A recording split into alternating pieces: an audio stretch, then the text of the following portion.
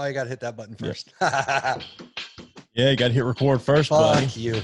How you doing, buddy? I am well. How are you? You know.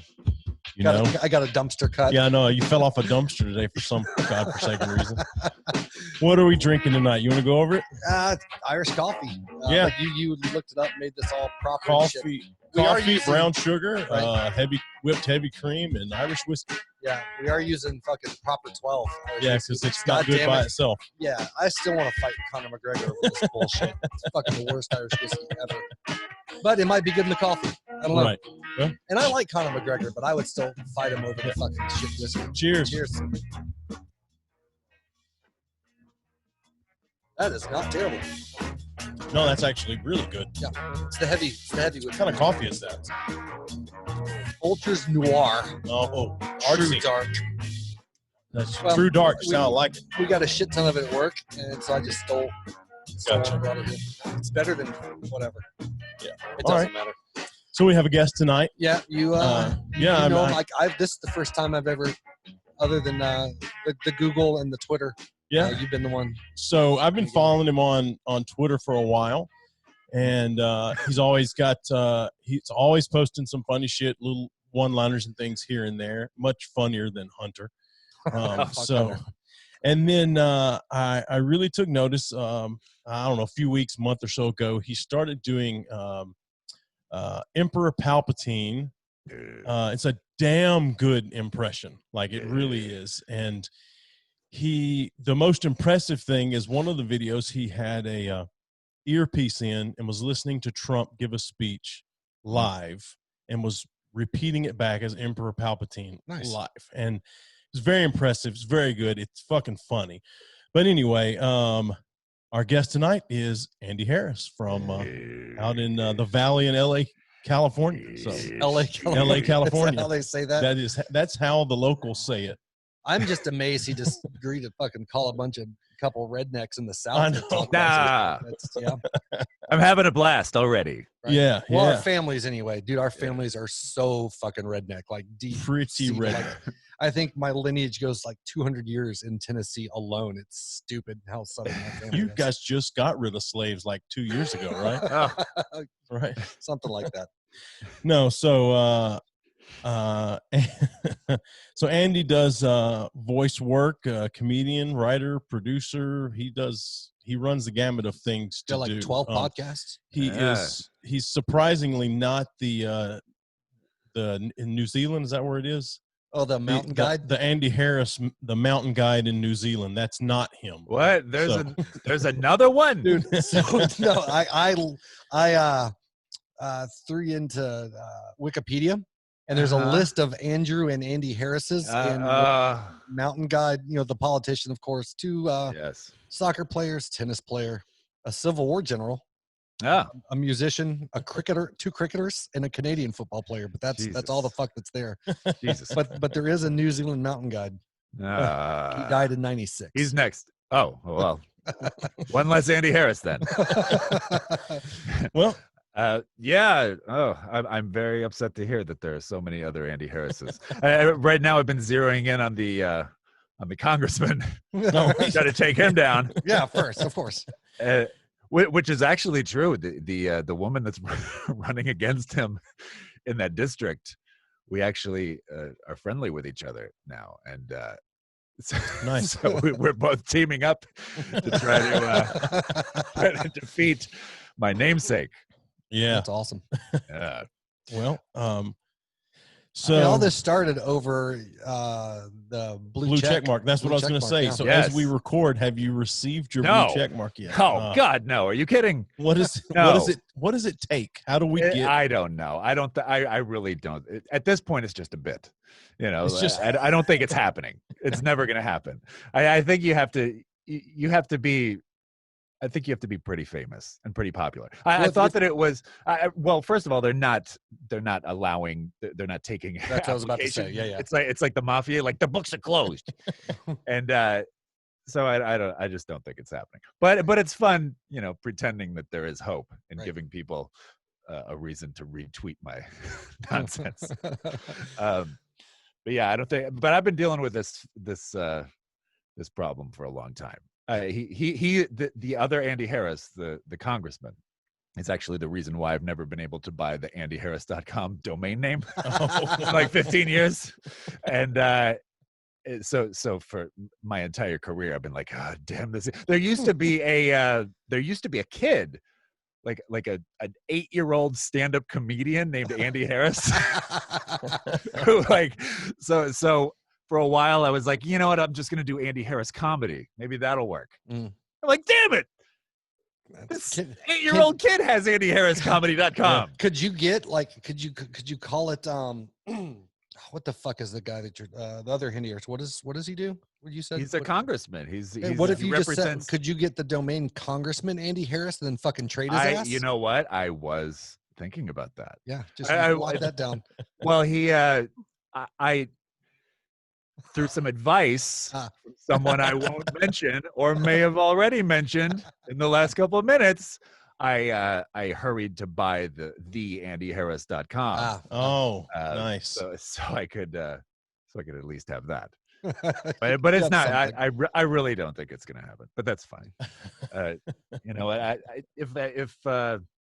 I want you to send me that list of all the Andy Harrises so I could just go down the list. Absolutely. See who I need to, like Steve Buscemi and with the lipstick and just cross the names off. So how long have you been out in LA? Is that like a home for you at this point? Or is it more? No, I grew up in Minnesota in St. Paul. And I moved to North Carolina when I was in college, or in high school. That's where my bitch of an ex-wife lives. Oh, in North Carolina? Yeah. I lived in Charlotte in the surrounding area for a few years, and I moved here in 2006. Okay. I took a job out here at a radio station in LA, and then I've just been here ever since then. Nice. I was born in San Bernardino. Out there, yeah. San Bernardino, right? Because everybody is all about some San Bernardino out there, right? Yeah. It's where the fancy people don't live. Isn't that where the Wild Stallions were from?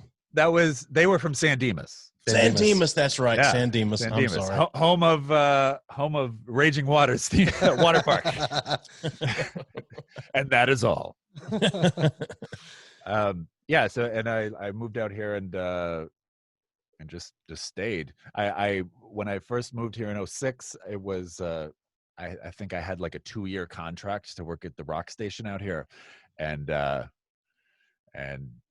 so the plan was just to live out here for a couple of years and just cash out that contract. It was a sweet deal, and then they ended up not renewing it, but then I got a job through the company and stayed here.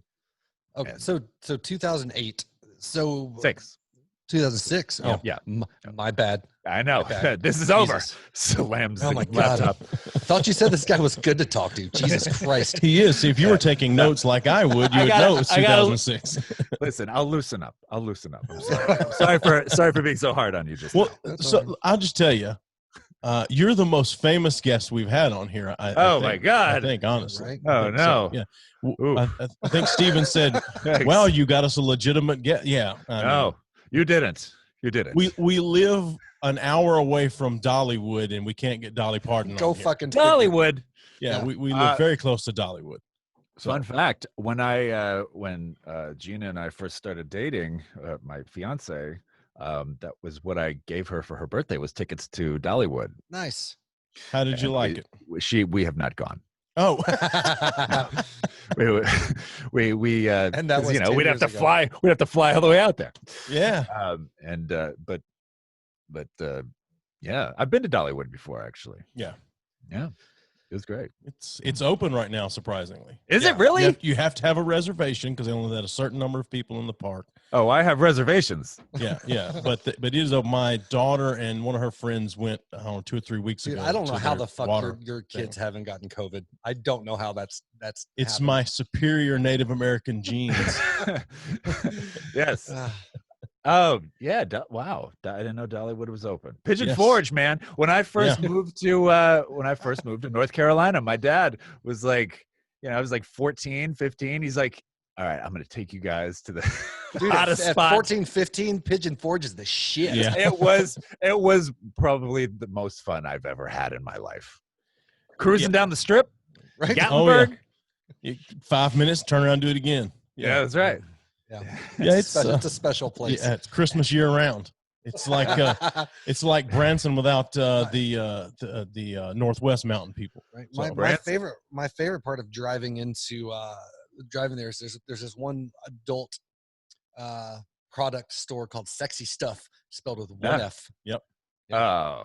Yeah. It was Stoof. Yeah. Yeah. Wow. I'll have to check that out next time I go to. Yeah, there you go. And that's still open too. Yes, they have, they have a large selection of things that are really cheaply made and a little scary. Yeah. A lot of butt stuff. A lot of butt stuff. Sweet. Yes. So you moved to LA, you work in radio, and afterwards you get a job through the company. So, and that was 06 to 08, right? 2-year contract? Yeah. Okay. Yeah. So what did you do for the company at that point? I did production for the rock station out here, and for Alt 98.7. Well, at the time, I think it was Star, and then it changed formats a couple times, and then I got a job working for doing freelance comedy and writing and production, and then I just moved over to that, and now I just do that full time. Writing and production, like comedy stuff for the station? Yeah. Okay. I was doing like comedy bits for the morning show there, before it flipped formats and morning shows. Yeah. And now I do like parodies and stuff, and I produce countdown shows. Like I produce the iHeart Radio Countdown. Oh, nice. I voice that. So if you where are you? What city are you in? Knoxville. Yep. I don't know what the top 40 station is there, but if it's an iHeart station, then we do have an iHeart station, I think, in Knoxville. But so you probably hear me every week and you don't even realize it. Oh man, it's me. That's me saying number 7, number 4, and I'm straight breaking out the lotion this time. Turning that top 10 on. Hell yeah. Yes. I'm just going to drive around my windows down, and whenever that comes on, I'm just going to yell out the window, I know that guy. I know, that's right. That's the guy who just said number 4. So I do that, and then I do a bunch of podcasts and stuff, and I just basically dabble in pretty much everything. Nice. So you do 2 podcasts, right? You do a parenting type podcast called a few. I do. I do a parenting podcast that I just started doing, actually. Yep. And I have another one called Andy Harris Everybody. Yep. Where I do all of the voices. It's an improvised sketch comedy podcast, and I do all of the voices. Yeah, I just listened to one of the episodes a couple days ago, and I think you did some like a rednecky kind of family, but I think whatever episode was is I think the general theme was dating or something like that. Okay. Yeah, probably. I've only done maybe like 8 or 9 of them. Yeah. Just because they take so much time. Like I have to really focus on it. Yeah, I do that, and I do a parenting podcast called "Who Cares, Dad?" Yeah. Based on what my son says to me constantly. Just, "Who cares, Dad?" That's new. I was doing one, a podcast called "Let's Be Better Friends" with Andy Harris. I did that during when the quarantine first started, because I went through my Facebook friends list, and I was like, I don't really know any of these people. And so I just started interviewing my Facebook friends. That's awesome. That's a good idea, actually. Yeah, it was great. So one of the guys who I interviewed ended up stealing that idea, and now he's still which is fine. It's not a congressman, is he? No. There would be litigation. Litigation would be afoot. So there was that. I stopped doing that one and basically just reused that podcast feed to do the new, new one. So anybody who had subscribed to that, too bad, they're getting a parenting podcast now. That's a great way to get subscribers to subscribe to something that has a lot of people interested in it. Because that's one thing I don't understand is people who start a podcast and 2 weeks in have 10,000 subscribers. But well, we're also, though, we've talked about this. So we're both, about 40. We both have jobs. We don't talk about our fucking jobs on this podcast. There's just no fucking way we're in this out. So it's not like we can promote like openly other than, whatever shit. So you're not in college. I think we both have family members that we would like to not ever find out that we do a podcast. Are you? I'm not. I'm not. Yeah, I hope my dad never finds out that I do this. Yeah, your dad, my dad told me, he's like, you guys need to talk about fucking more. Oh my God. Dim the lights, turn on this podcast. So there's that. I did a before the quarantine started or COVID. I was doing a podcast with a friend of mine, Aristotle Theris. We had a 2-man podcast. Name. Yeah, he's a stand-up comedian, and I don't know if you ever watch what's the Silicon Valley? Did you ever watch that? Yeah. A little bit. My wife loved it. He was Gabe on that show. Okay. Silicon Valley. He's a stand-up, and we did a 2-man podcast called Aristotle. Not bad. We'll probably get back to that once he's able to come over here and we can record it. But yeah, so I have a lot of irons in the fire that are lukewarm. And you do all of your work from home too, right? Yeah. I mean, I have a studio in Sherman Oaks, an office, but I rarely go in there anymore. What do you use for a DAW, like format wise, for most of your work? What software do you use for recording for most of your stuff? Adobe. I heard you pulling up Adobe Audition. Cool. Yeah, Adobe Audition, the old like version 1.5. Oh, nice. Yeah, it's the same. It's the same version that was licensed to me when I was an intern in Charlotte. Ah, nice. In like 2004. We both come from a very unsuccessful live audio background, so he prefers Logic, which is what we run this shit through, and I prefer Pro Tools, but I'm shit out of luck. Yeah. He refuses. I used to do live audio too. I used to work for the Charlotte Hornets and the Bobcats. Well, just fuck you, man. I used to do it. And that's all the time we have. No, I'm saying I'm familiar with those too. No. I'm saying I understand where you're coming from, having a preference doing live audio. I got you, man. It wasn't any. It was just I used to do the dun, dun, dun, dun, dun, dun. I used to do all that for the games, so it wasn't anything major. I know. I'm just. Just being a fucking Andy Harris. You're fine. The one time we tried to get a political guest on here, we got promptly fucking rejected. I didn't even give them dates.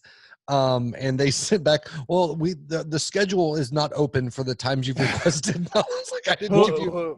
Who was it? So our county mayor, Knox County Mayor, is Glenn Jacobs, who is formerly known as Kane from the WWE. Really? Yeah, that's our county mayor here. Why? I wonder what the reason was for not wanting to. I don't even think it got through his people. Two people emailing that you've never heard of before, who've been doing a podcast for a handful of months. Yeah, I don't take this the wrong way, but I could never understand someone who says no to something. Right. Yeah. Like, I can't get inside the mind of somebody who doesn't just agree to do shit. And I absolutely took that the wrong way. Well, when we had, what I'm saying is you guys aren't special. No, I'm saying that I'll never understand not being down to. Well, I mean, you offered to be on our podcast without me really even asking, because I was just trying to carry on your bit for the blue check mark. Legitimately interested in having you, but you said something about getting a blue check mark, and I just replied, well, if you give him the blue check mark, we'll probably ask him to be on our podcast. And you replied, said, yeah, I'd probably do it anyway. Yeah. Of course. Easiest guest we've ever gotten. I know. Well, can you tell I don't have an agent? I have no management team. Yeah. So, oh God. Yeah. The saying yes to anything. I like that. I mean, I do. There are definitely things I say no to. It's mostly, hey, Dad, can I have a hug and things like that. Right. I mean, but Right. Yeah. Can you teach me about the world? Yeah, my kids are significantly older than yours and Steven's. So Okay. I got married very young. 12. No, I was not 12. I got married very young, had kids so by the time I had a stepson, a son, and a daughter before I was old enough to drink. Are you really? Yeah. So He's basically a Mormon. I'm 39, and in order from youngest to oldest, they are 19, 20, 24. Holy. You lucky motherfucker. I'd kill if my kids were leaving the house this year. How old are yours? They are 10, 12, and 17. Wow. But my oldest is my stepson. 10 and 12 are mine. Wow. They live with their mom. They're just wrapping up their last 2 week for the summer visit. Oh, really? Thank God. Yes. Oh, man. For someone that loves their kids, you sure do like when they're gone. Oh my God. I love them. Fuck, well, man. I split, time with my kid's mom. And so, she has them half the time. I have them half the time. Right. And our schedule is actually used to be 2 days on, 2 days off, 3 days on, 3 days, it used to be like that. But now over the past year, probably it's been 2 days on, 2 days off, 5 days on, 5 days off. Right. Yeah. So, I understand where you're coming from, because the roller coaster of emotions that I go through when I drop him off, as I just did for 5 days, it's like, what a relief. Yeah. And then it's, I feel so bad that I was so relieved just now. And then it was like, I've got all this time. And then it's like, I've only got 5 days. What am I going to do? It's like, it's nature's cruel joke. Right. Giving you kids that you love, but also like, give me some time, man. My grandmother, one time I was saying something and she patted me on the arm and said, well, honey, we weren't all meant to be parents. I was like, yeah.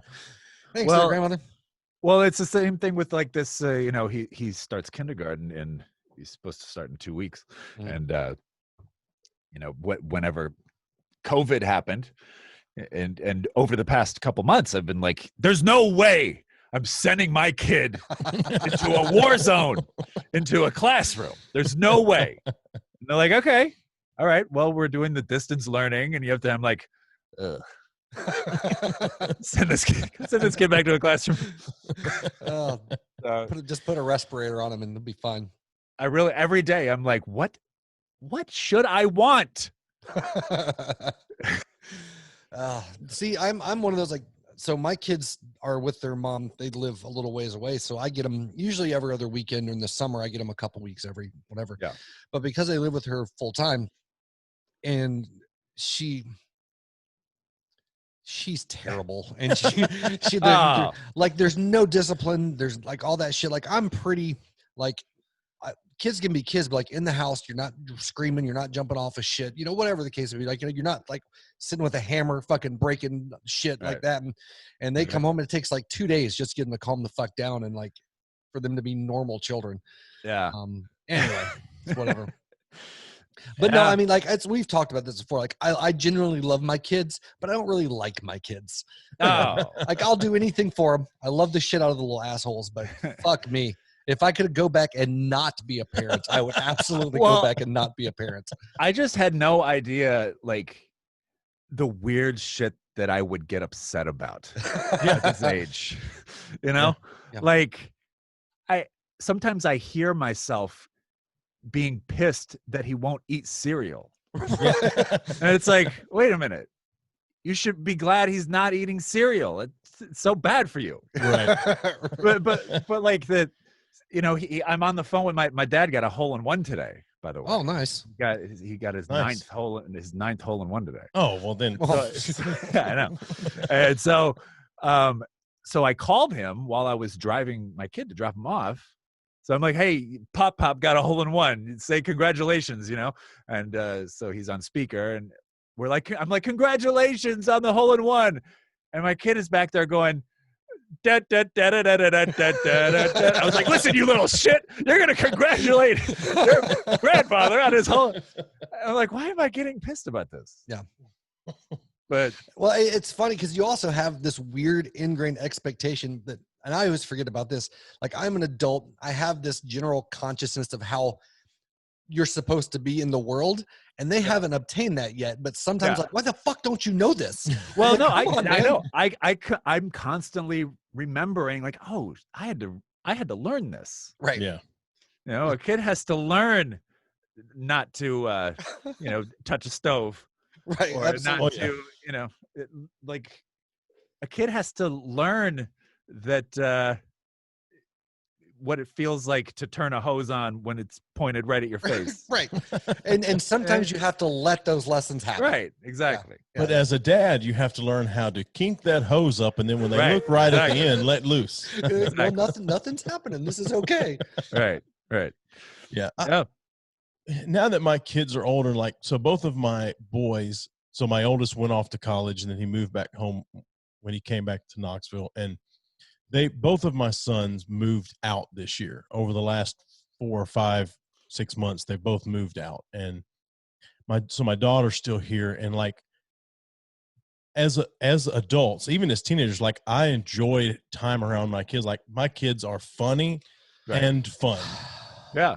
Look, it's great. Say all you want, but my kids are funny and fun. My kids are fun to hang out with. You got 1 out of 3.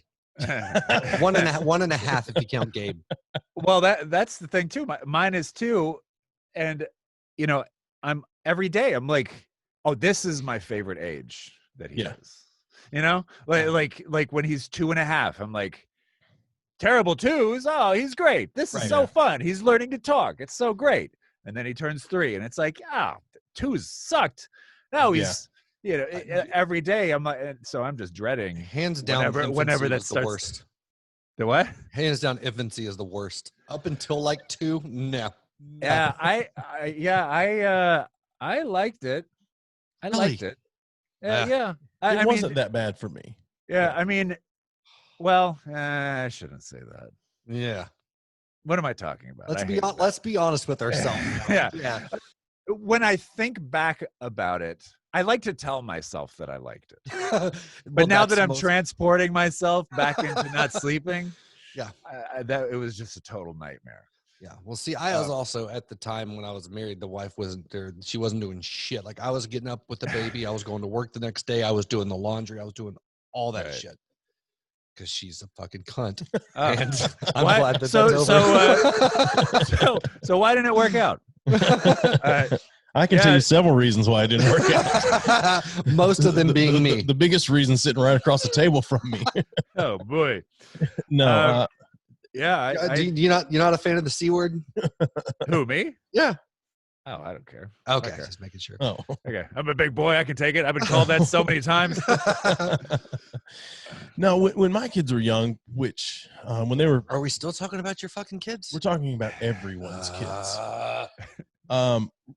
Because I worked like third shift or whatever, so I didn't have to deal with as much of the getting up in the middle of the night. So that's probably why it wasn't quite as hard on me. I know it was hard the whole time they were I know it was hard on my wife. I mean, definitely. But we also had Matthew and Olivia were less than a year apart. Yeah.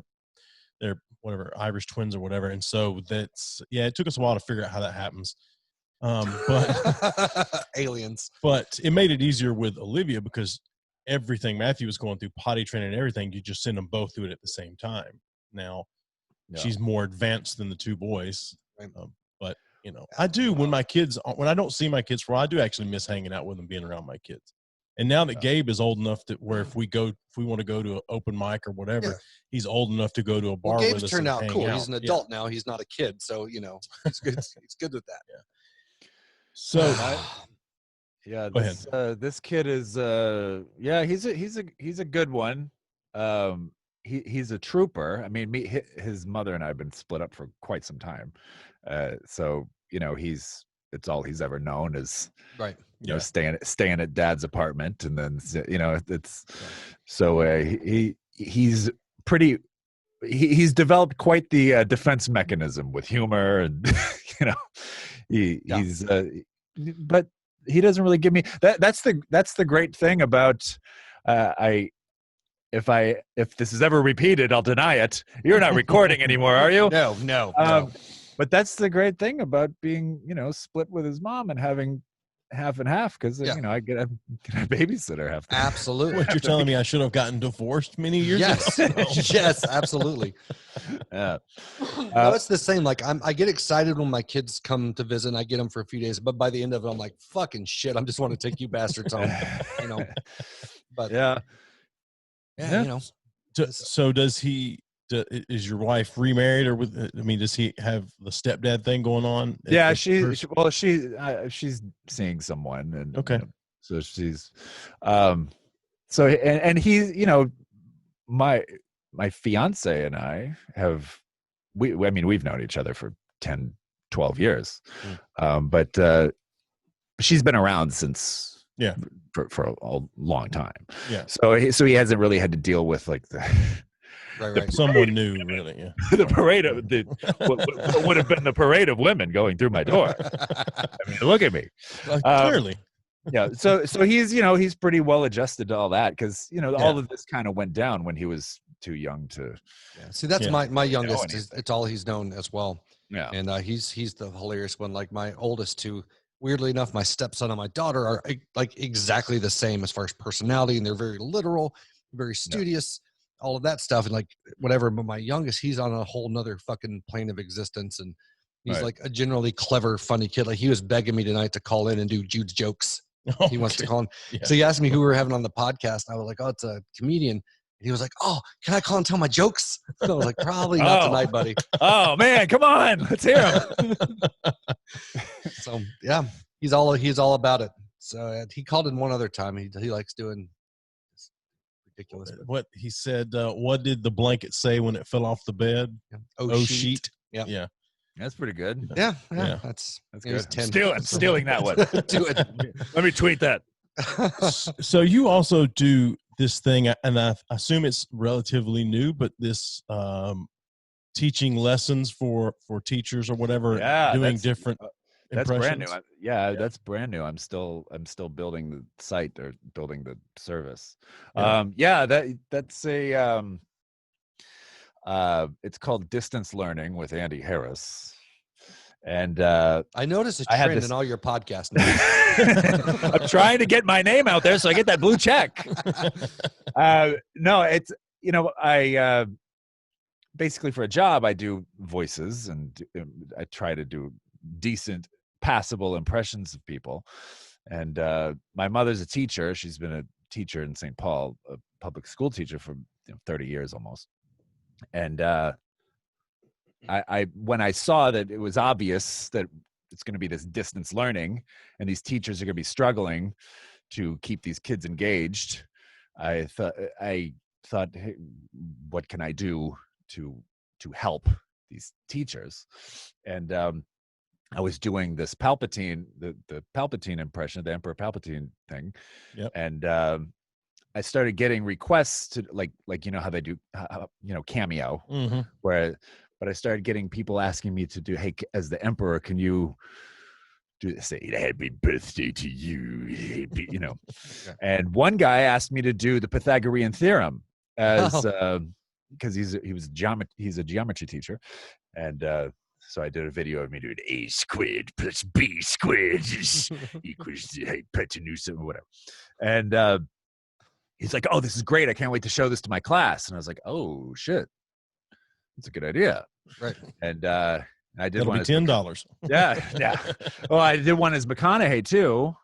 I think I've heard the quote advertisement of as McConaughey. Yeah, so let me tell you as you go and after that. Right. So I did one of those as McConaughey too.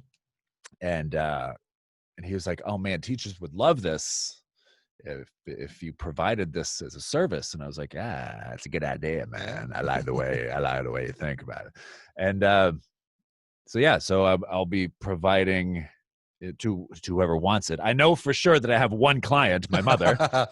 And I'll be doing quick little pop-ins as like little 40-second long videos, as probably get a green screen and give lessons as these different characters, like Elmo, like, hi, yeah, A squared plus B squared. You know, I didn't have time to warm up just now. So that's fine. That's not really my Elmo impression, but yeah. So that we'll see where that goes. There's a charity, Alice's Kids, who I reached out to them to see if they wanted to, be involved in some way, and that might be happening. I mean, it's free, by the way.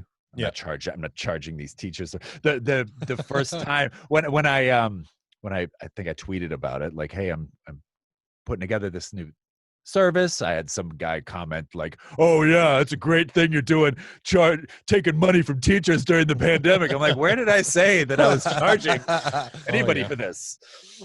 So I made sure to let everybody know that this is free. I'm not a war profiteer. That's wonderful. Make money off of a pandemic, but yeah. So we'll see where that goes. I mean, I like I said, so far I only have one person signed on for it. But it's slowly kind of coming together. We'll see what happens. All right. Yeah. We'll see. What else you got on your docket? You always prepared. You write shit down. You have questions. I just like talking to bitches. Do you? People. Oh, okay.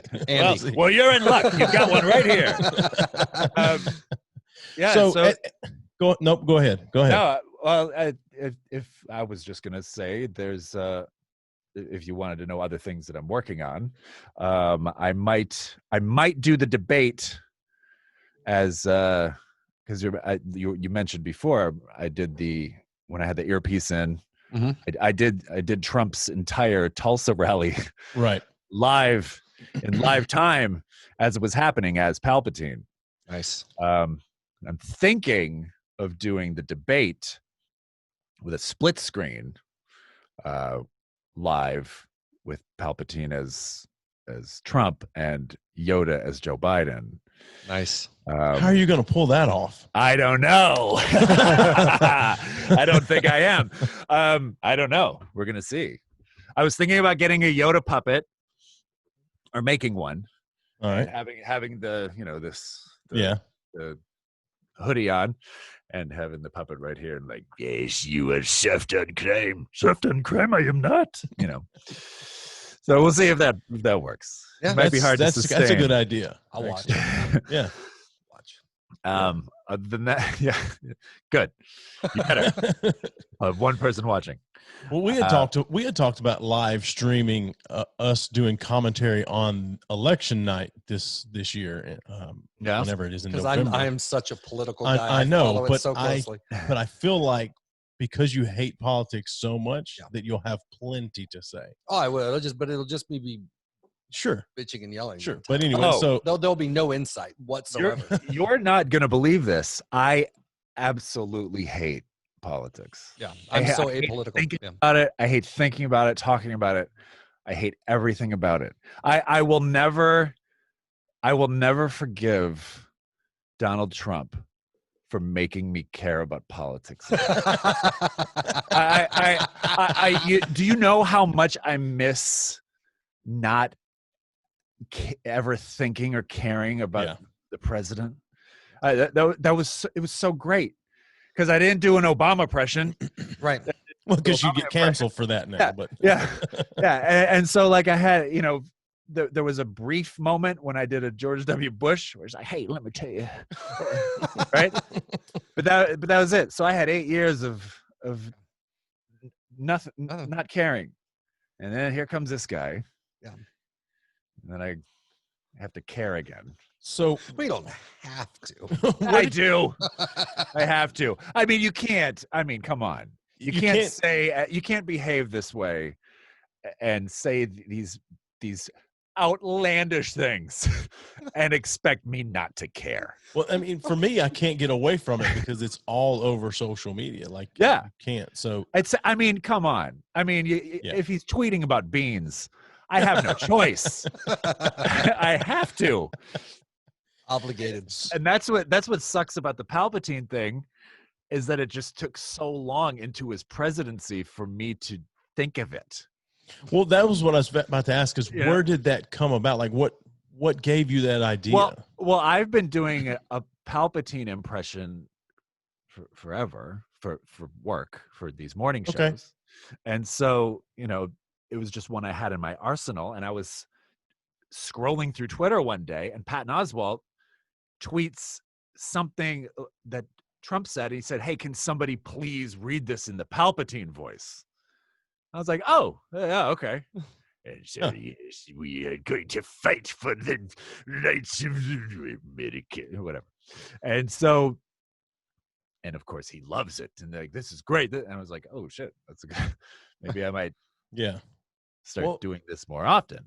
I mean, but I was gonna do like just Palpatine doing other stuff that Trump does, but like that specific bit really took off, and that was that. Well, you got tweeted at or retweeted or whatever you want to call it from Skywalker himself. Actually, that was much like the blue check mark bit. Yes. That was probably something that went on a little bit too long. It was probably a little too annoying. But yeah, I made that into a series, the Palpatine thing into a series, and then I just became obsessed with Mark Hamill, like recognizing it and and so that's what it became all about. It wasn't about the comedy at that point. It was just about like validation. Why is this guy, I mean, I see every 2 seconds he's retweeting Randy Rainbow and Sarah Cooper and everybody else who does any sort of Trump anything. I'm like, why is he not paying attention to me? This is from his movies. And so I just keep, "Hey, Mark Hamill, why don't you check this out? Hey, Mark Hamill. Hey, look, I did another bit. Mark Hamill." And so, and then that became a thing where it's like everybody's like, "Mark Hamill, you have to check him out, please, for the love of God, so he'll stop talking about it."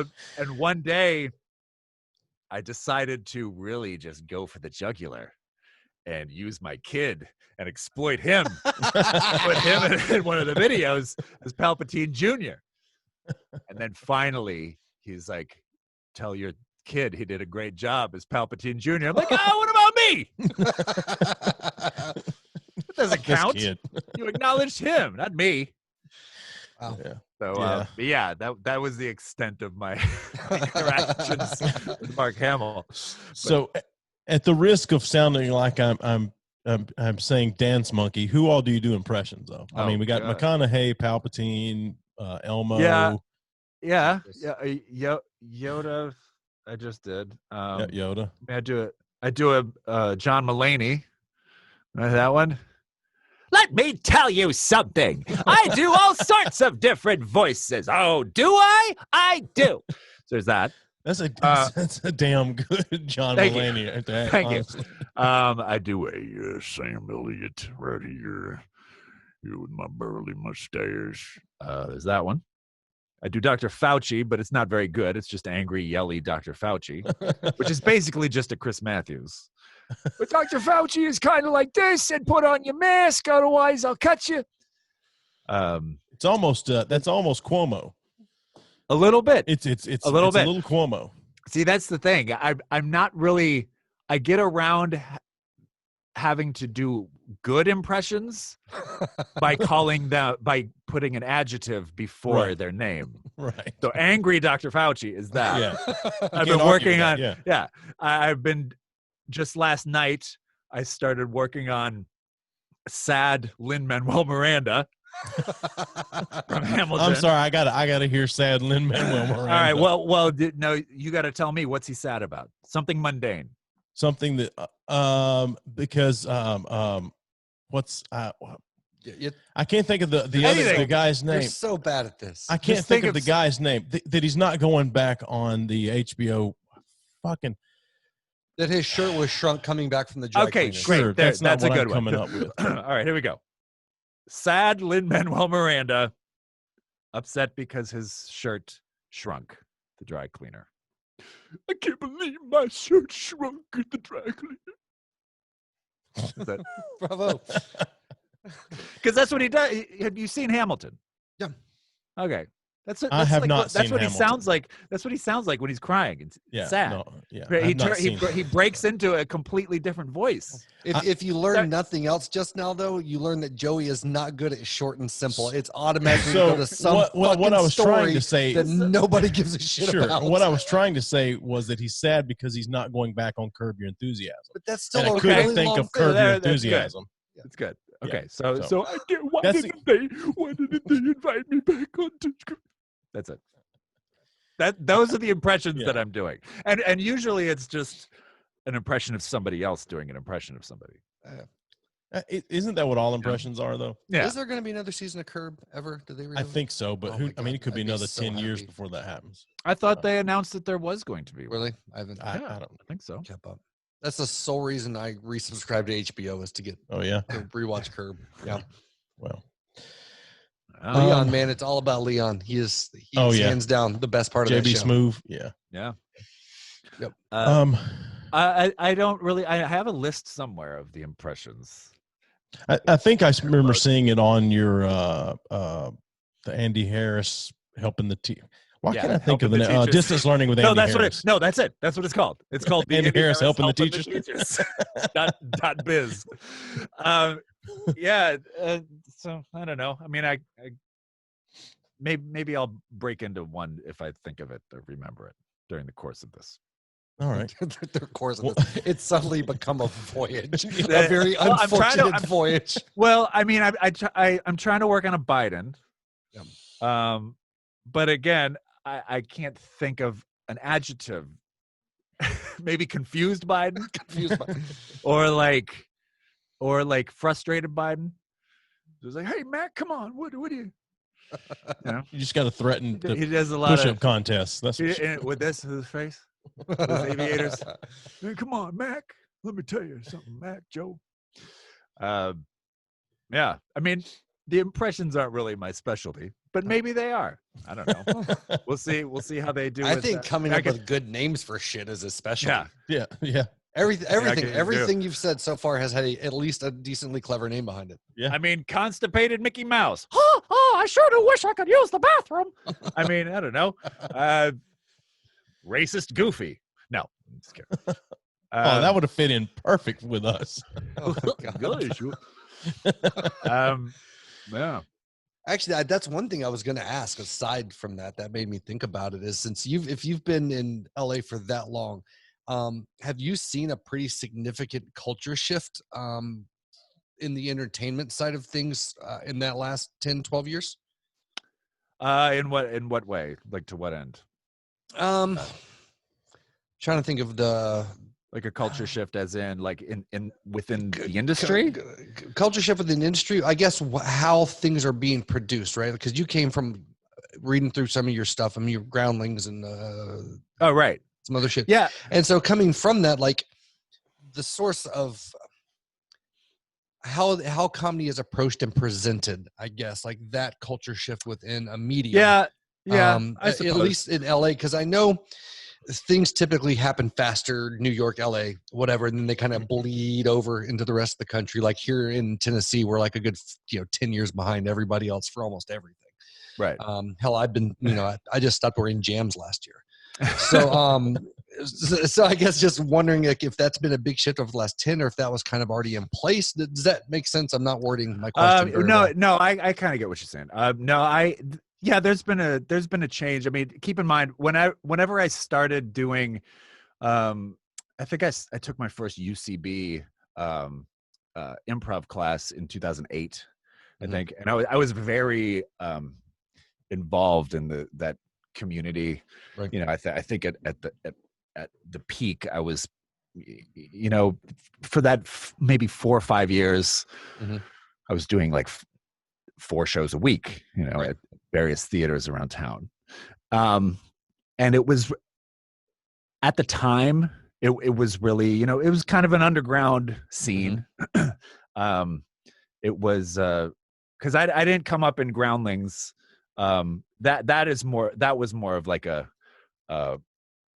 produced, like more of like a well-refined, but that's the first thing that popped in my head when I was talking. But but like the kind of shows that we were doing were like really small theaters, really, we had a running show at Iowa West, at Improv Olympic, every weekend. Like sometimes we would do that show in front of like 5-6 people, right? And that whole vibe in LA has definitely changed, right, in the past few years.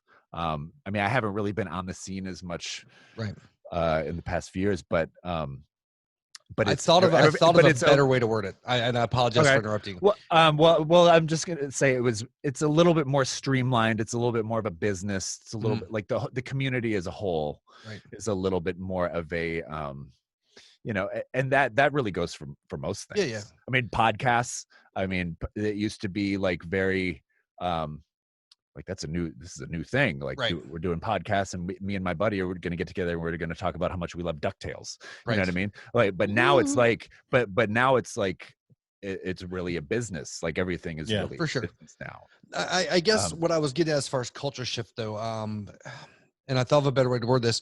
Do you feel like it's changed more where you have to be much more conscious of the content that you're creating and putting out there as opposed to well, but that hasn't really, that's why I was asking if it's a big shift from there or not, because I mean it's bleeding over more last few years around here. We've seen that more, right? And I know, like I said, LA tends to be much more progressive and ahead of the curve as far as that goes. If that's been a big shift or not, as far as that consciousness over how the content is going to be received, not necessarily as a monetary standpoint as much as just a cultural or just an accepted form of entertainment or humor or whatever.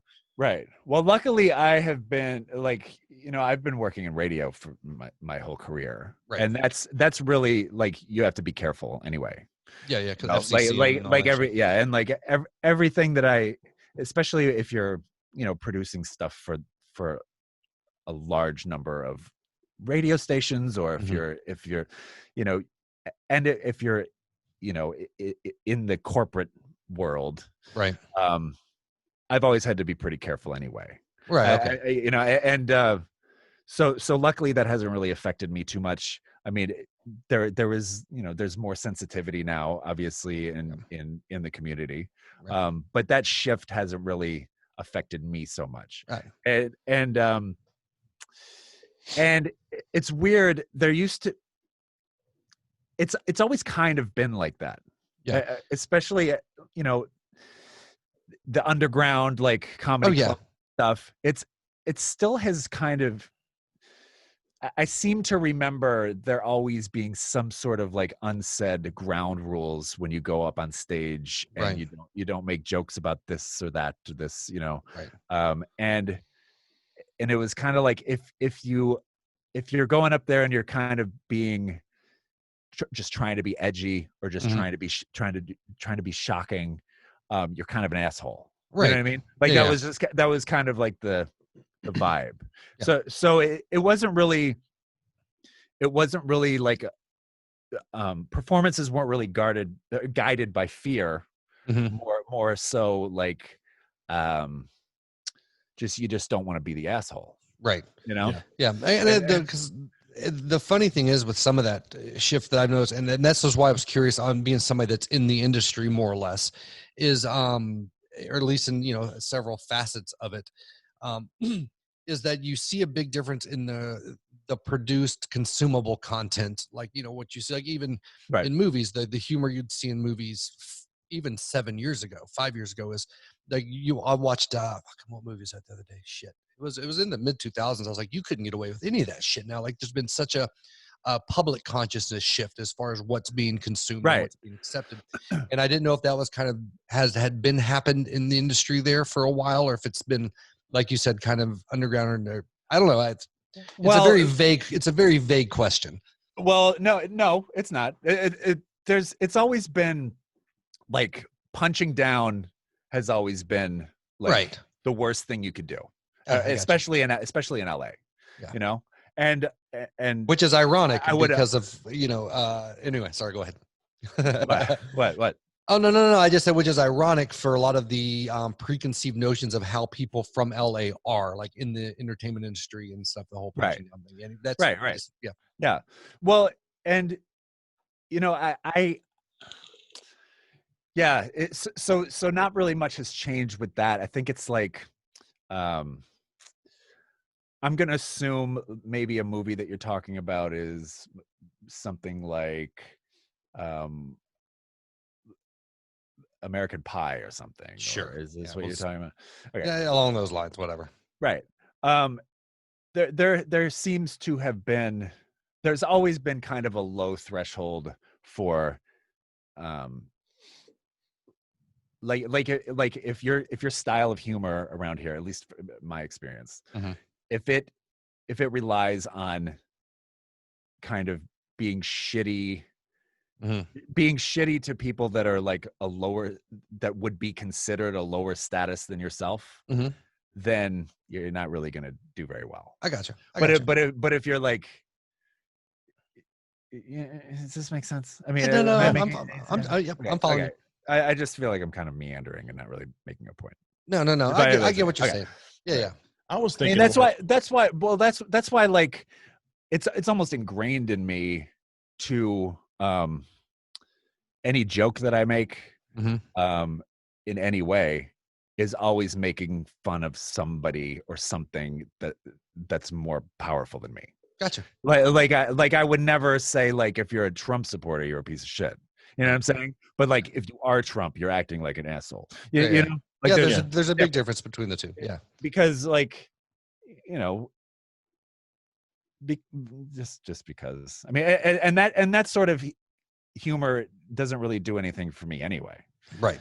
You know, like the best stand-up is like George Carlin talking about the assholes in power. Right. That's what always gets everybody. My favorite Carlin bit is the one where he talks about why he doesn't vote. And I was like, because you can't fucking blame me for any of the shit that's going on right now. Because I didn't pick this. You picked this. Well, I was just talking to my dad about this today. After I got my kid to stop doing that. Jesus. No, I was just talking to him about this today, about how, like, this is somewhat off topic, but you know, they say that you're supposed to not get upset about things you can't control, right? But like, it's starting to, every day it becomes more clear to me just how little there is that any of us can control. Yep. Like even the choices for the election, like, we can't control any of that, really. Yeah. No. I mean, we can. There's the illusion, but anyway. Thank you, sir. Anyway, we're best friends now. We're straight up best I mean, friends. you know what I'm saying? Yeah. Like there, you know, ultimately you really can't do anything about it. You know. I agree with that. I still vote, but I agree with that. Yeah, no, I know, and of course everybody should, and this is all great. I but consciously have not voted in 20 years. Yeah, well, but I'm saying, like whenever it's like, you can make a difference with this, right. For sure. Or like we have the power to stop this, or like, no, we don't. Right. Not really. Yeah.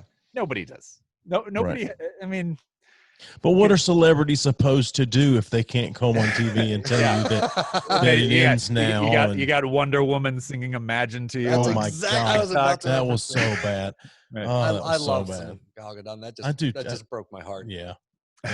No. Oh well. What else you got?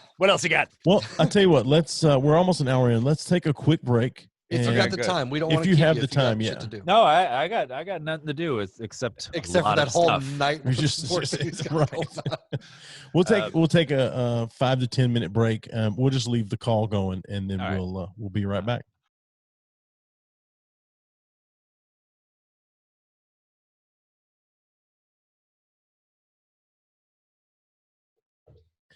All right, we're back. I hit record that time. Yes, you did hit record that time. Me. I know. You're almost good at this after a year. Hey, it sounds goddamn good in the mix afterwards. You know, you're right. It does. So, and I was thinking about, Andy, what you were saying earlier about you've always had to to being in a certain business kind of walk that line or whatever. And I remember thinking to myself, just wait till this comes out Monday. And then Monday evening we get that message going, hey guys, can we take that down? We just had that happen. We did just have that happen.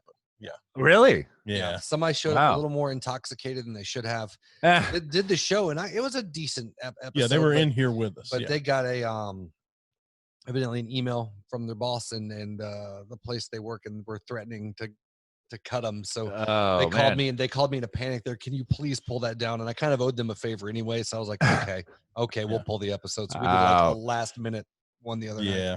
No, I've mastered the art of not saying anything that I shouldn't be saying. Well, we also have you noticed that I have not said a single bad thing about my child or my employer or anybody. Absolutely. Yeah? Right.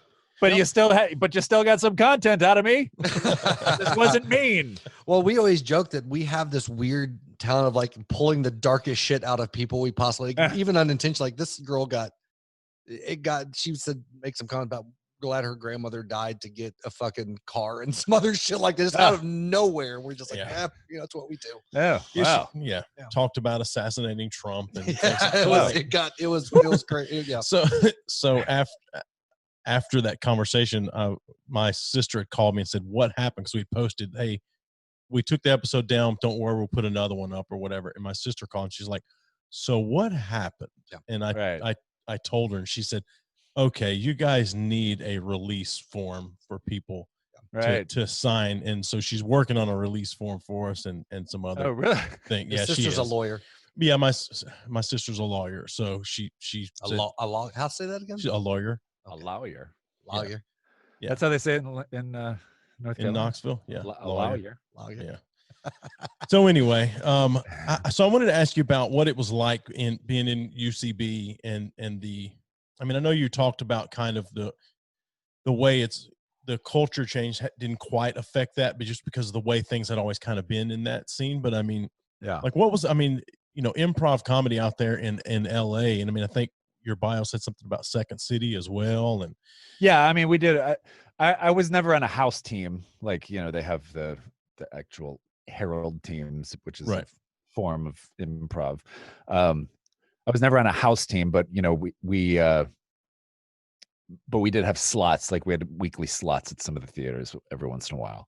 But it was a major part of my life for a long time. I did all the classes, I did all the improv classes, all the sketch classes, all of them. And there's something about that community that really consumes. Like if you start taking improv classes and you start actually doing it, like I was on a practice team every weekend in this guy's garage.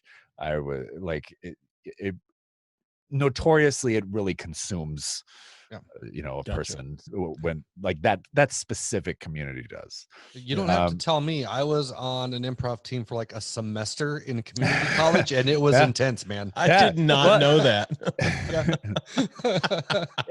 But I loved it. I started in 2008.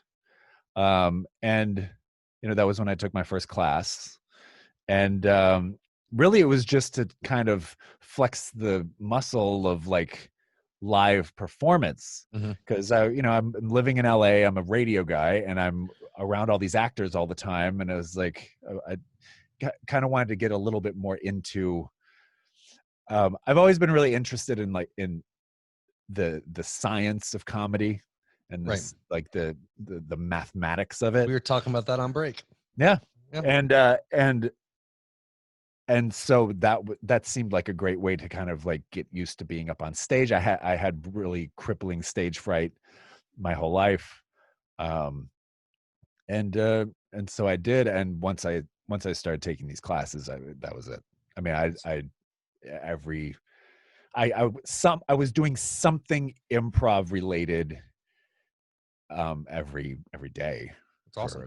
For a few years, and it really helped my work. It really helped, like, it helped me learn how to construct a comedy bit for radio, and how to really zero in on what the joke is and how to really and why things are funny, and it was great. and you know, I met a lot of great people. Most of my contacts that I have to this day are, you know, my buddy Aristotle, a theorist that we do this podcast with. We actually had a 2-man improv show that we did for a while called Aristotle, and that was like 10 years ago. Nice. So, you know, it's been a great source of, but then they start closing down all the theaters. Right. And so there's not really, as they do. As they have. So there's not really as much opportunity for that sort of thing. And, you know, I had a kid and, you know, it's kind of, but it really has helped doing comedy for radio and doing audio. It really helped me with improv and vice versa. I would imagine that's a pretty unique area to try to write for, because it has to be very concise and it all has to happen within a much shorter period of time. You don't have a long setup period. Yeah. And it's always topical. It's all, right. For the most part, it's always something topical, which is great because, I mean, if we really want to talk about like the science of it, break one down, man. By all means, yeah. See, well, Joey is a huge stand-up comedy guy, like loves it. Like I enjoy it, but I'm big on the music side of the house. But he is right. So anything you want to nerd out with comedy wise? Joey it's like jerk off under the table while you're talking. Like, you know, if you want to use improv as an example, like something they teach you is, you know, finding what the game is. I don't know if you've heard that expression, but the game of a scene is the unusual thing in a scene. And there's an unusual thing that happens. That's the game, right? So like, just anything unusual. Hey, I'm a doctor. I'm looking over your chart here. Well, what's the problem? Well, your chart it says that you have a third arm growing out of your forehead, and then the rest of the scene would be about. Well, it also says here that, you know, you would heighten that unusual thing until it becomes nonsense. It's a terrible example, but that really is what that's what they teach you, is zero in on what that game is, and then heighten that through these scenes. Right. And luckily for me, doing topical humor and a news story itself there's a game built into that. Right. Because what makes something news is that it's unusual. Yeah. So all of the work is already done for me, or half of the work. Something unusual has happened. I identify what that unusual thing is, and then I just keep going with that. So once I learned, you know, in these improv and sketch writing classes, once I learned that is the thing you're supposed to focus on, and then once I learned the structure of creating a sketch and a scene, then it was just, then my job became so much easier. Nice. Life became so much easier. Like it really, like approaching life through the eyes of an improviser. Mm-hmm. It changes so much. You know, you notice things that you wouldn't have noticed, and it's like a cult. Yeah.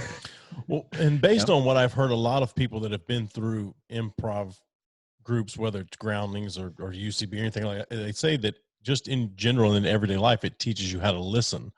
Yeah. Yes. Which seems, I mean, you know, I'd mentioned to my daughter before she should look into taking an improv class around here or in college if they have something like that. just to listen. Because even if you don't pursue that, it can do nothing but help you when you get into the corporate world. So. It's great, and it really helps you master the art of supporting somebody else, so they can do their thing. That's the great. That was always the great thing about doing improv versus what I would imagine stand-up is like, because I never did it. But, you know, the whole point of being up there is to support the person you're up there with. You know, because the last thing you want to do is steamroll and just take over a scene and be like, I'm a crazy guy, you know, because nobody wants to do scenes with you. That immediately makes me think of Michael Scott. Michael Scott. Yeah, exactly. And that's I was just talking to Gina about that specific scene, because that really illustrates all of the bad things that a bad improviser does, even down to the way he holds a gun. Yeah, because when you're doing a scene, you're supposed to mime like you're holding a gun like this, the way you would hold a gun. And that's one of the first things they teach you is like, if you're on stage and you're pretending to hold a gun, never do this, because nobody holds a gun like that. So even that small detail he does wrong. Yeah. Which is great.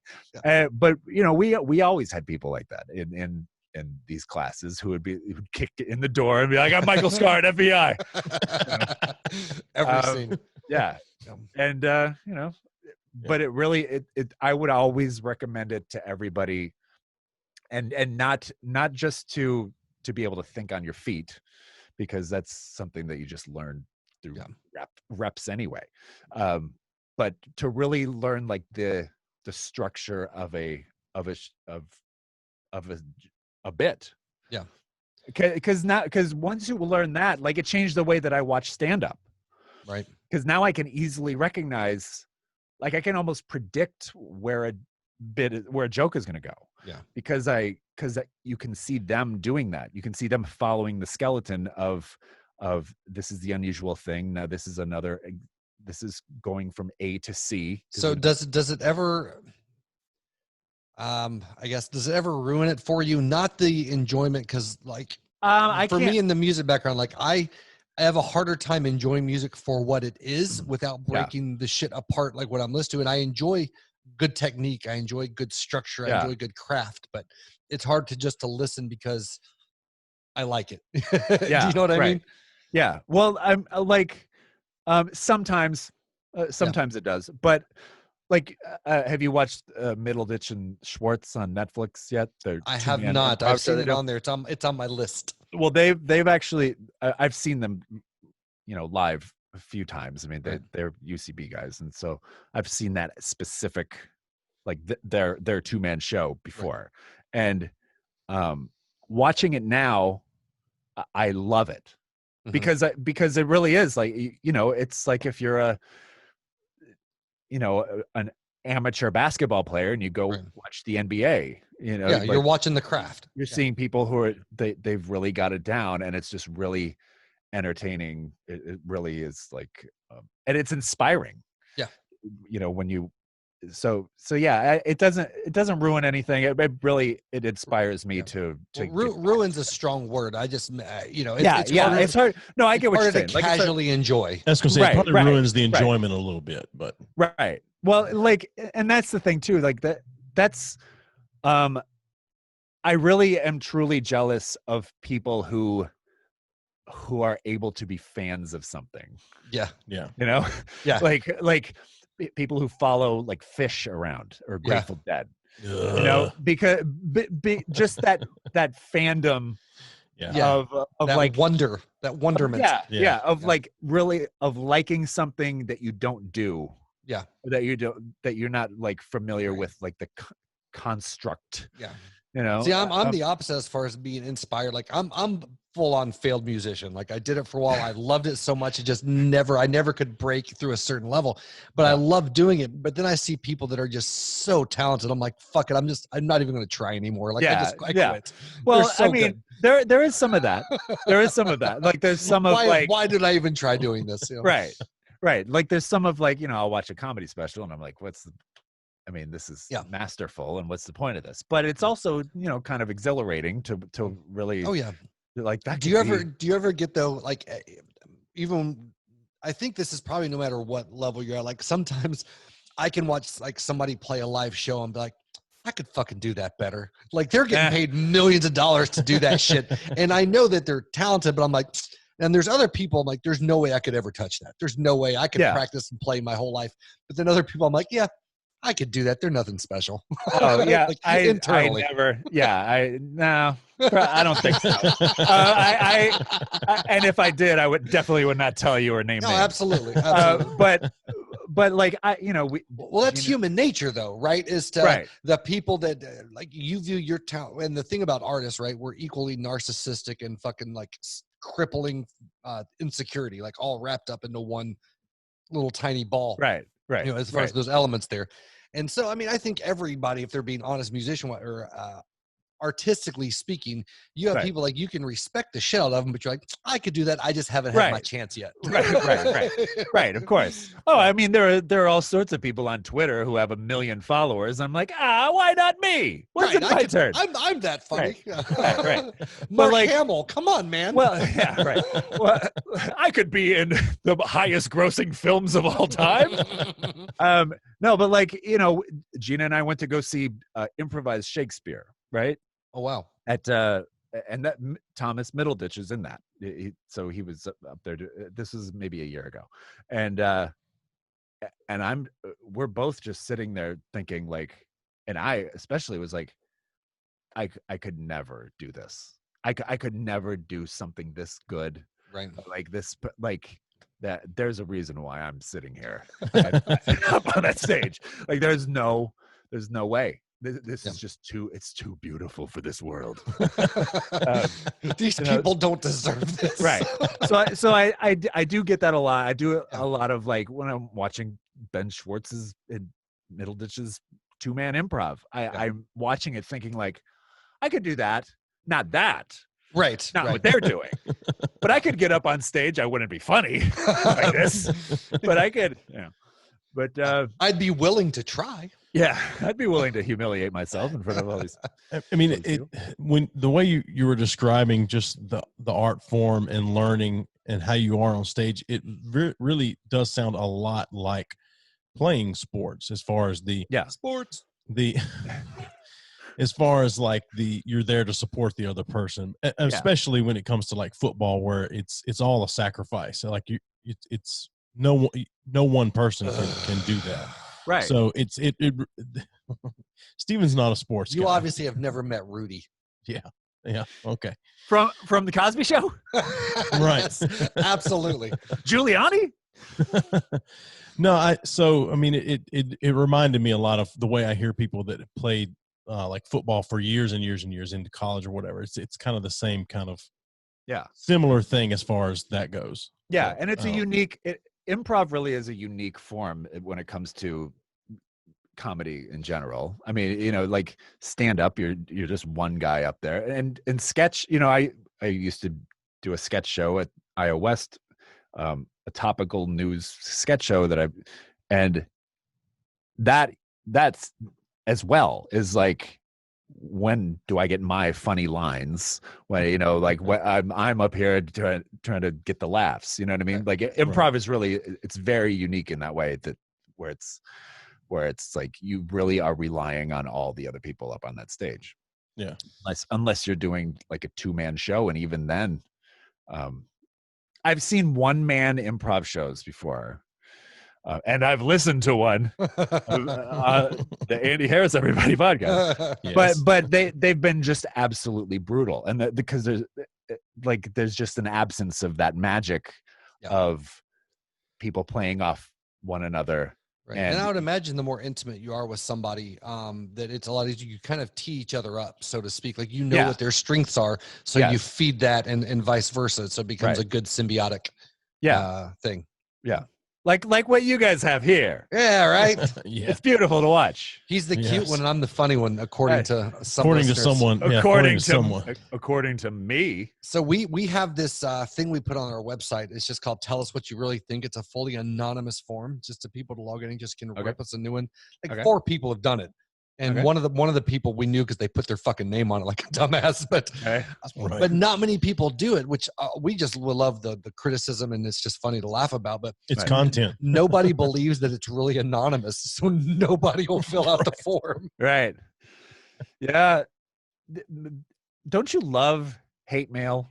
Oh, so much. Absolutely. Yes. So I love it. I get a lot of it now. I mean, ever since. For the Trump thing. Yeah. I can well, imagine. no. Really? Yeah, that. I mean, I guess politically, but like, you know, there's when you're involved with somebody with this particular audience, there's people who either love you or they're like, fuck that guy. You know? A lot of people aren't fans, and which is I love it. Yeah. See, I enjoy it for this. Like it was a little like I got thick skin, but when I was doing the music thing, every now and then something would come through and I'd be like, oh, that one kind of hurt a little bit. Like most of these are great. Yeah. That one kind of sucked. I used to feel, I mean, keep in mind, I've been, doing like bits and videos for 15 years. So I got all of the sensitivity I got out of the way. So like, this was now it's just great. I've got, people tweeting, Gina, you need to dip that, ditch that zero and get with this hero. And my response is always like, Dad, I told you to delete this Twitter account. But it's great. Like I had sometimes I will tee other people up. Yeah. That's a good purpose, just to get the anger. So speaking of, you said that somebody, whatever they tweeted at Gina or whatever, so someone that's as I guess, especially in particular comedy fans or fans of certain people, like, know who she is. And I would venture to say, with her being popular, she probably gets a lot of stuff like that. How do you handle something like that? Her popularity, and then let's just say she's got to. Every female celebrity comedian I've ever heard talks about all the DMs that they get just from random guys and things like that. How do you handle something like that? How do I handle?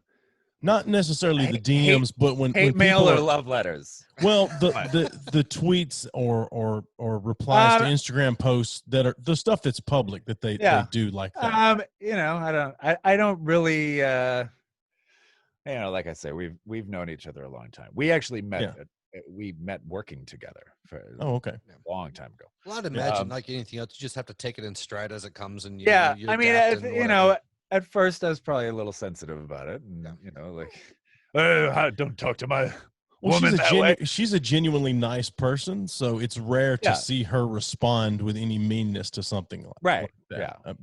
And for the most part, people are fine. I mean, there was really I don't really have many complaints in that department. I mean, I don't really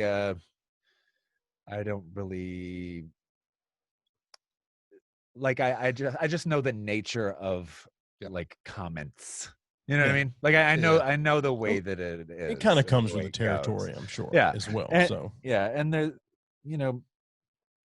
the only things I really ever take seriously are the compliments. Then I am like, you get out of here. No, it's great. I mean, what guy doesn't love people? Sure, it's saying that their fiance is gorgeous. Yeah, right. I agree. What do you want? What do you want from me? So I tell Joey his mom's hot all the time, and he doesn't take it the same way. Yeah. Well, I take that. No, he fucked like one of the worst times. Like, it's probably still the best joke to this day anybody has ever. And it doesn't sound as good telling it, but it was emotionally destructive in my life. Because this is my third marriage, so I'm awesome at relationships, obviously. But my first divorce, it fucked me up bad. And this is maybe a month or two after. I'm at Joey's house and we're hanging out, and he was like, "Dude, I don't want to freak you out." He goes, "My mom is really into dating younger guys." And I think she's one, which was true at the time. Which is true. And he was like, "I think she's interested in dating you. Like, how would you feel about that? She's going to be coming over a little bit." And I was like, "Well, fuck, I don't know." So he had me all fucked up about his mom coming over and talking to me. And then she came over, and she was always nice, gave me a big hug and whatever. So I'm super uncomfortable and miserable this whole time. And then she leaves. And he was like, "Oh, I'm just fucking with you, dude." And I'm like, "You fucking asshole." I was just a wreck for an hour. Like, so emotionally vulnerable at that point in my life. Finally, someone who understands me. Wait, not that at all. Yeah. But yeah, no, I don't. I got no problems. Yeah, I got, like in that department. I mean, like, it's her job. It's my job. I mean, like, I don't get as many love letters as she does. Well, that's until this podcast, right, and now it's all going to break loose. Until now. But yeah, it's we managed to not really let sure that bother us. Well, you kind of have to though, in the industry that you're in and all that stuff. Well, that's just something I wondered about that, just because you're the only guest we've ever had with a significant other that's even remotely famous. So, yeah. I mean, so I'm sure there are entire Reddit threads out there about how much I suck. Oh my God. how she needs to ditch me. I'm starting one tomorrow. I'm starting. I'm just going to try to find one. You mean you're going to add to one? Which is fine. That's what we should have done. We should have found a Reddit thread. Dude, I cannot, I've never really been able to jump on and grasp the Reddit thing. Like, I get it, but it was just past. It's where the worst people in the world go to say things. Yeah, maybe. Or post their, or they're right. Own nudes. Right. Or they're all correct. Yeah. So other than that, I mean, there was a couple years ago, I went on the cruise, the Corolla cruise. Oh yeah, with her, and that was kind of the first time that I was around everyone, around all the cool kids. Yeah. Well, it's not just tweets at that point; it's actual people walking. Right. And there was just, and I really do have to say, there was everybody's pretty great. Yeah. Well, if you can afford to go on a cruise, you're probably not an asshole. Right, of course. Tell that to Carnival. I'm smiling all over the place. But yeah, it was there's a lot of curiosity, what's this guy about? But other than that, everybody's totally fine. I've been curious about a lot of things ever since I saw him on the camera. Yeah, man. I'm down to answer any of your questions. Well, you guys want you want to play the game? I was gonna say, you guys want to play a game? Chomping at the bit to play well, we haven't game. played a game in a while. Excuse me, champing at the bit. That's right, champing at the bit. Excuse me. Yes. Yeah. So yeah, you guys want to play a game? Yeah, sure. All right, we'll play the name game. All right, name game.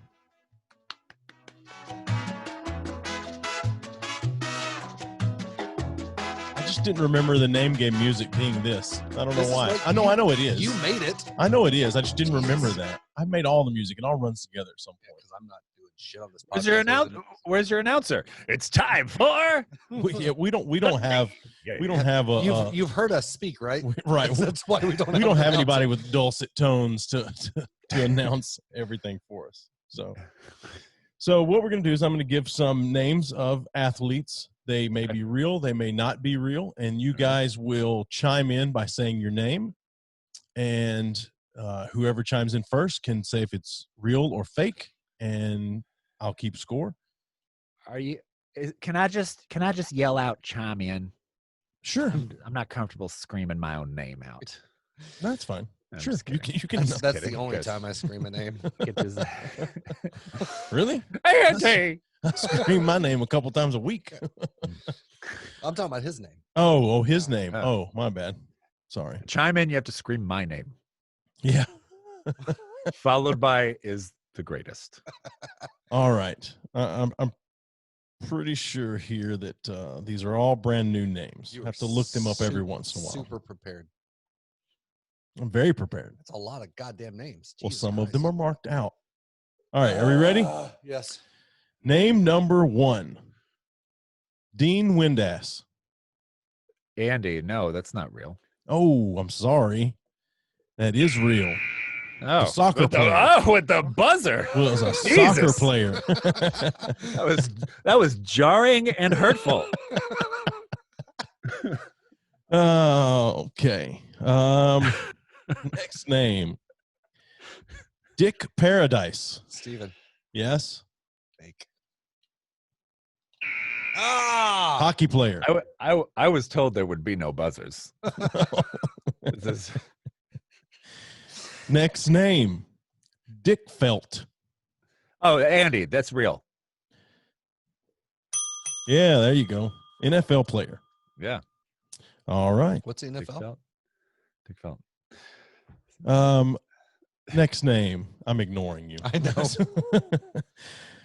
Jack Glasscock. Steven Real. It's a delay in the sounds over there. Yeah, I gotta say the correct ding also upsets me. It's very loud in the headphones, is it not? Let's turn it down. That also hurts me. Next name here.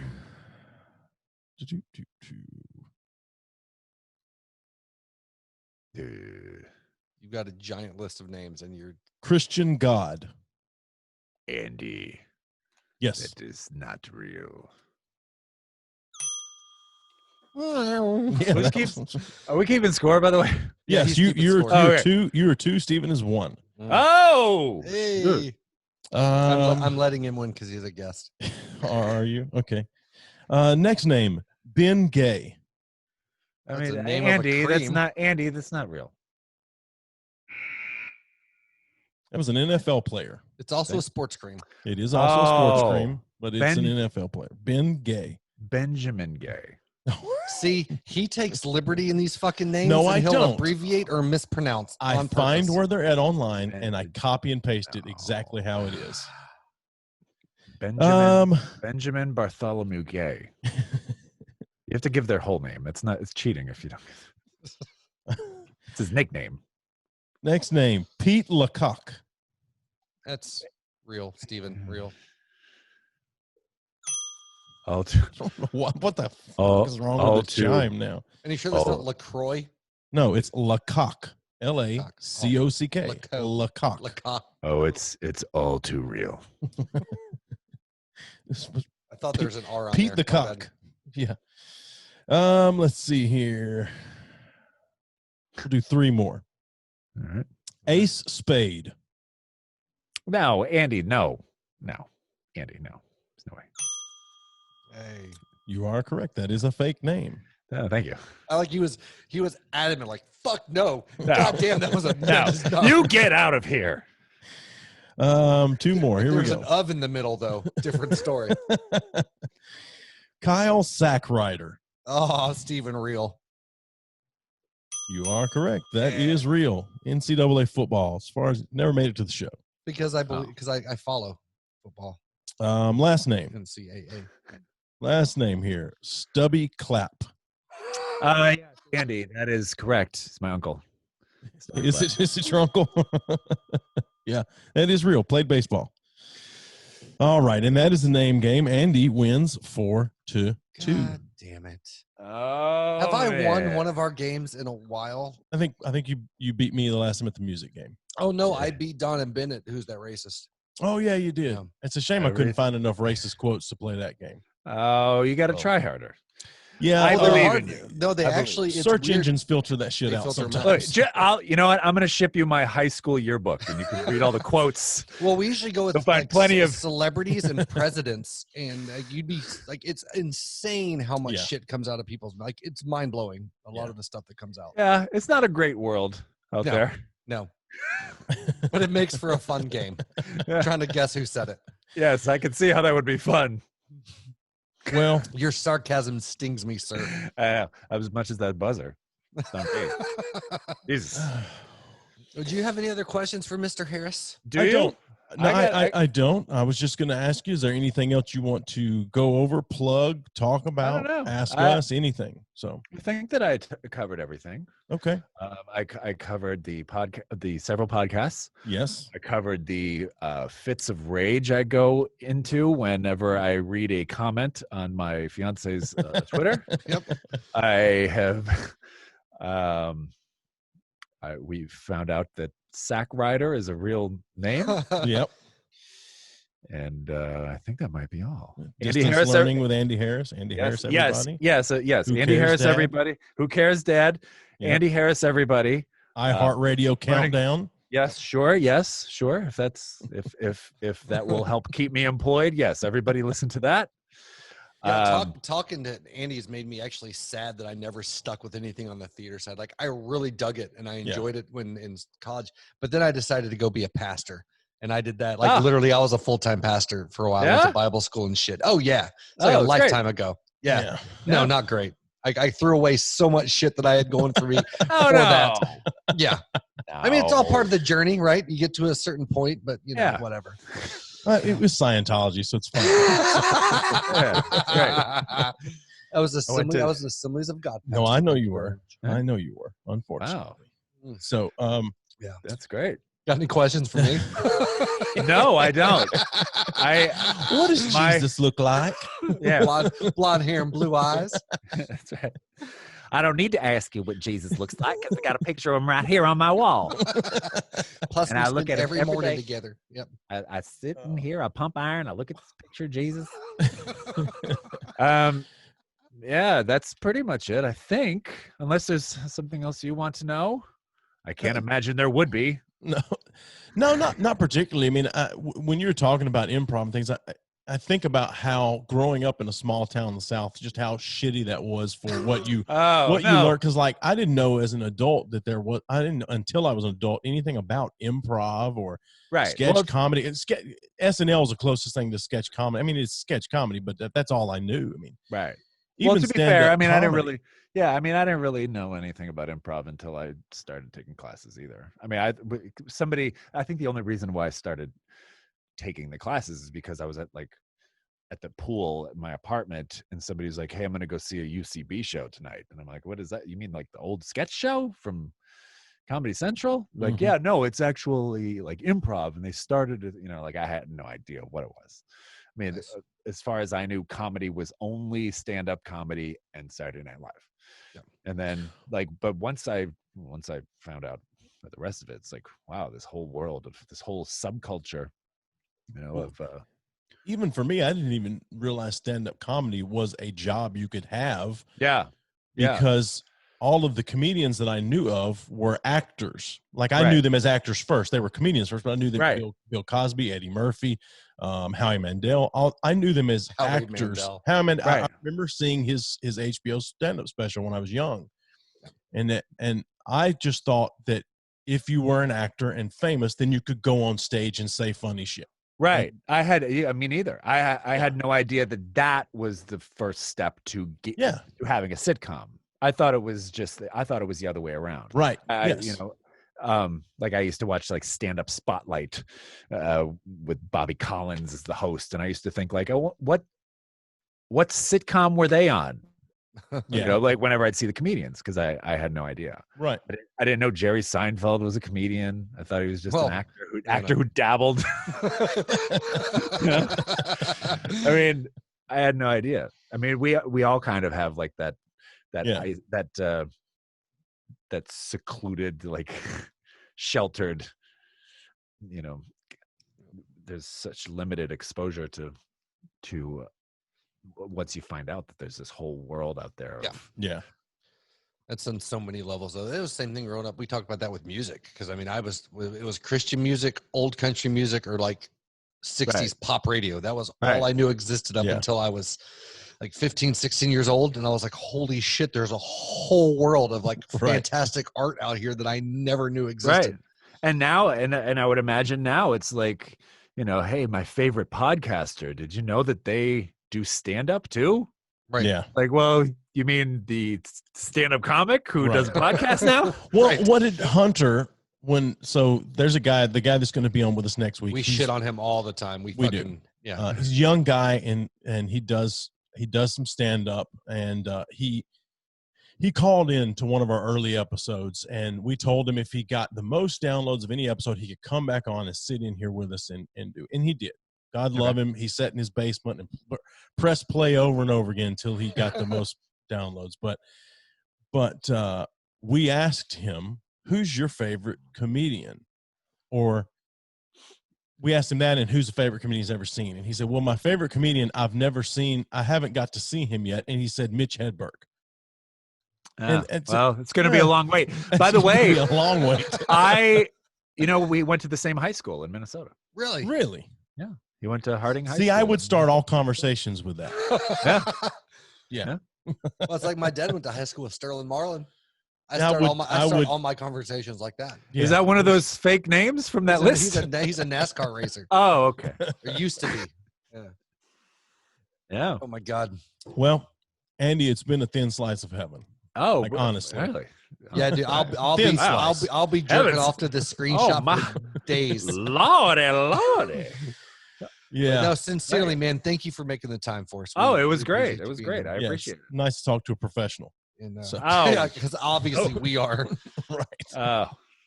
But no, anything that comes your way, new shit, let us know. I mean, granted, we have, we will promote all of your shit to all fucking 75 of our listeners.